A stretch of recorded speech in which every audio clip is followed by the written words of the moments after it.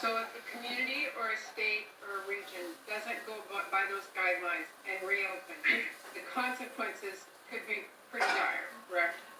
The consequences could be really serious, particularly, and this is something that I think we also should pay attention to, that states, even if they're doing it at an appropriate pace, which many of them are and will, namely a pace that's commensurate with the dynamics of the outbreak, that they have in place already the capability that when there will be cases, there is no doubt, even under the best of circumstances, when you pull back on mitigation, you will see some cases appear. It's the ability and the capability of responding to those cases with good identification, isolation, and contact tracing will determine whether you can continue to go forward as you try to reopen America. So it's not only doing it at the appropriate time with the appropriate constraints, but having in place the capability of responding when the inevitable return of infections occur.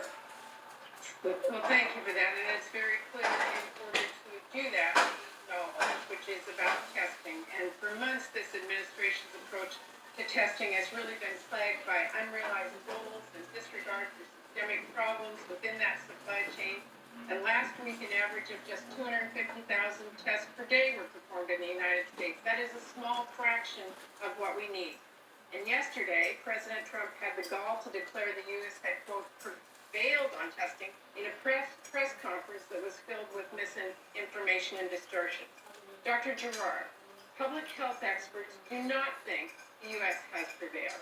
I'm glad you finally committed that states, including my home state of Washington, will receive enough tests to meet their goals for May and June.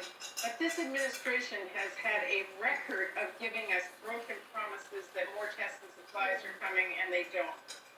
And we know, by the way, that testing is going to, needs will persist long past June, long past.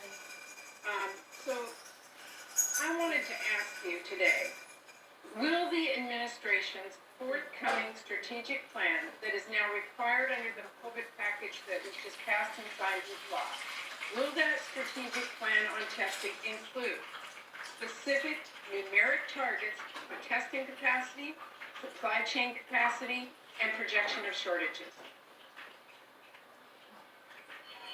Thank you for that question and statement, Senator Murray. Yes, we are, as I've stated, we continue to have a work in progress as we build the testing capacity.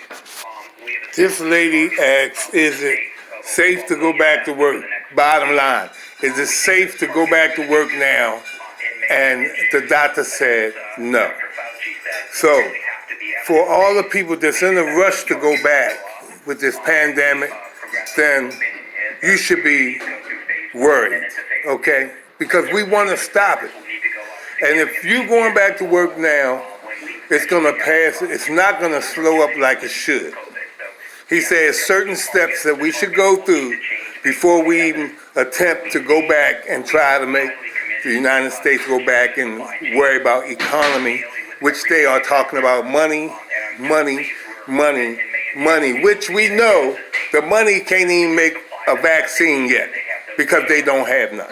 And they got plenty of money. Why? Because they make the money. So, for those of you that's in a rush, I would think twice. I would think 3 times. I would think 4 or 5 times before I rush back to work. Think about your family. Think about your mother. Think about your father. Think about your children. Is it worth it? You tell me. Have a blessed one.